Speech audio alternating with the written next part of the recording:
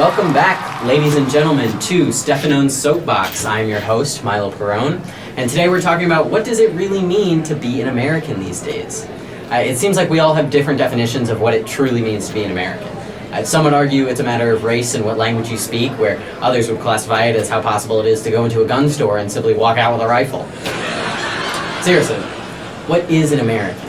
This is a conversation that dates to Christopher Columbus's arrival on our vast lands, where he staked his claims on what would become America.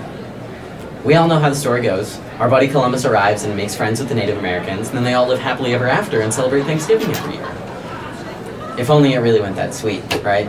The dilemma of who qualifies as an American and who doesn't, unfortunately, has carried on throughout time to the present.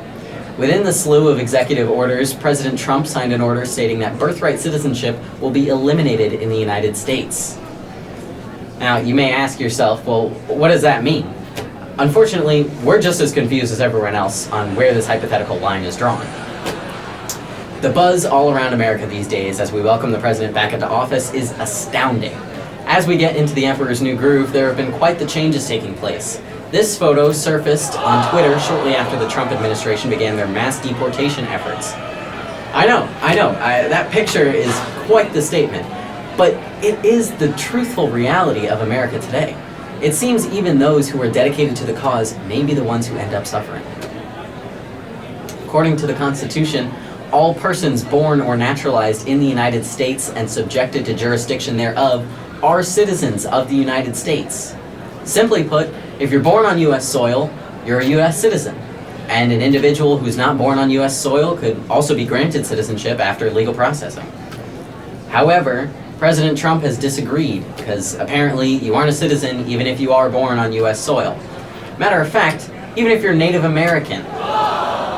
On January 20th, 2025, President Trump signed an executive order titled Protecting the Meaning and Value of American Citizenship. What the hell does that even mean? It's more like endangering the meaning and value of American citizenship. Let's backtrack for a second, okay? An executive order that completely violates the Constitution.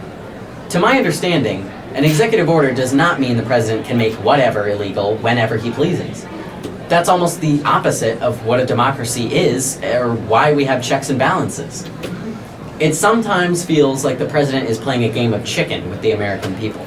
How far can I go with no repercussions?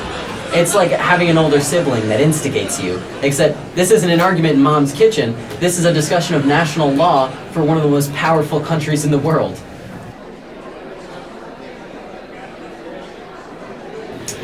In defense of this order, the Justice Department referred to the 1884 Supreme Court case Elk v. Wilkins, which rules that Native Americans were not automatically granted U.S. citizenship under the 14th Amendment due to their allegiance to their tribes. Smart call. If only the Indian Citizenship Act wasn't a thing. This executive order completely disregarded the Indian Citizenship Act of 1924, which granted citizens of this country citizenship. Elk v. Wilkins is just one example of a long fight for equal citizenship opportunities in America. After some thorough Twitter digging, this tweet was found. Barron Trump was born March 20th, 2006. Melania Trump became a U.S. citizen July 28th, 2006. Melania wasn't even an American citizen when Barron was born. So Donald J. Trump's birthright executive order also includes his own wife and son. All the irony here speaks for itself. This feels like a double standard if I ever seen one, okay? So let's play a game. Who here is an American under this new order? I'll give you a second to think about it. You good? You got your answers? None of them, okay? Marco Rubio's parents are originally from Cuba. Priscilla Chan, also known as Mark Zuckerberg's wife, her parents fled Vietnam. And Donald J. Trump himself, his mother, is Scottish. But on a different note, I'm sure we can all acknowledge what excellent universities we have across America. Gifted young students across the world travel far and wide to study here. I mean, who doesn't dream of performing a keg stand in some frat's hot and sweaty basement? I mean, the college experience. Unsurprisingly, our foreign exchange students' right to keg stand are also being taken away. Seriously though. Students who are amongst the brightest minds of their country are being stripped of their rights to study at American universities. For what, you may ask?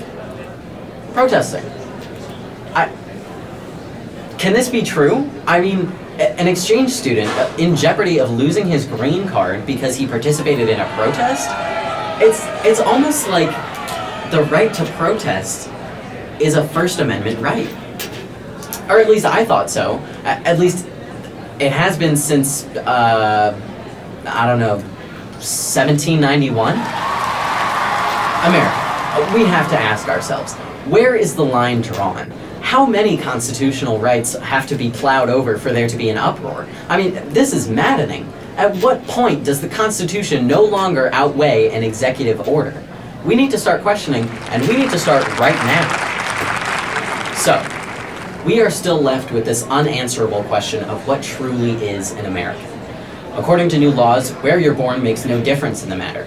Some would argue this is the right thing, that it should not be easy peasy to declare yourself an American, but others feel being born on American soil is more than enough and citizenship is not something to be earned but given.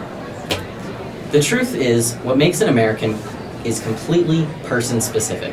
And we can joke and make light of these new times, but every day, the stake for what an American is becomes stricter. And we are left to reflect on what being an American will mean in a couple of years.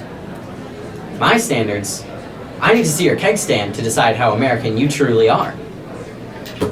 So that's all I have for you tonight, folks. Thank you for tuning in, and we'll see you next time.